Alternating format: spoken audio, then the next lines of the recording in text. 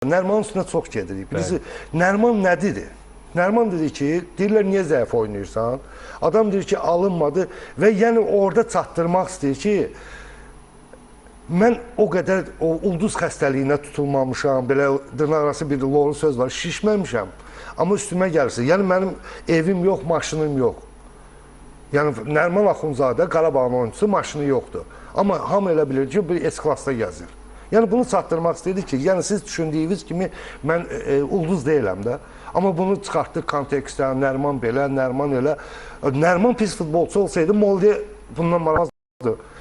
Qurban müəllim özlə mətbuat konferansında etiraf edir. Real təklif gəlmişdi. Sadəcə iki klub arasında o transfer pəncərəsi bağlanırdı.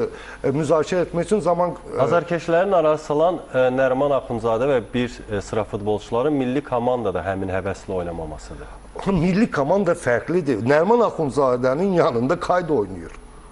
Nərman Axundzadənin yanında Zubir oynayır. Qarabağdan söhbət gedir. Mən hər dəfə, hər verilişdə bu sözü deyirəm. Cəfər Quliyev niyə yığmadı həmin oyunu oynamır? Çünki qarşısında, arxasında, yanında səviyyəli futbolçular var. Nərman Axundzadə hücumçu qapıdan top götürüb gəlib qapıya bıraxır. O yığmanın son iki oyununda Qarabağ futbolçularını demək olar ki, heç bir özünün yaxşı tərəfini göstərə bilmədilər. İndi alınmadı da Xaqan müəllim. Bu birbaşa Nərman... Fikir vermişsiniz statistikaya, üzr istəyirəm. 11 futbolçunun Haiti ilə 11 futbolçunun hamısı Qarabağ şinelindən çıxan futbolçuydu. 11'i də.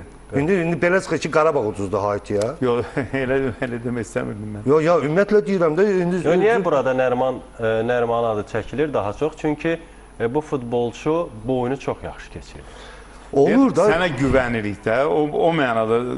İndi mən sizə bir söz deyim də, mən hər gün səhər durub gülsəm, hər gün 7 gün, 31 gün, ayın 31 günü, ilin 360 gülsəm, mənə dəli deyəcəklər. Yəni, ola bilməz ki, insan 365 gün gülsün. Bunun problemi var. Amma yaxşı futbolçu hər həftə eyni cür oynamır. Qardaş, yaxşı hər oyunun öz hekayəsi var da. Birini yüksək səviyyədə, lap yüksək səviyyədə keçirərsən, birini yüksək səviyyədə keçirərsən, birini də orta keçirərsən. Bunun zədəsi var, bunun nə bilim həmin günü, bunun nəsə kənar bir, belə deyək, bir təsiri var. Süni örtüyü var, təbii örtüyü var, atmosferi var. Və boş tribuna, Tofiq Bəhramovda o mükəmməl stadionda 800 nəfərin qabağında, siz də mənə bağışlayın deyəcəm, daha artıq gəlib. Elə bir keçəl başda 3 dənə türk görsən, o 800 azarkeş. Orada o futbolçu nə ləzzət alır? Sualı bundan gələrək verdim də, Tovuzdakı o hava da... Birbaşa təsir edir, nəinki Nərmana.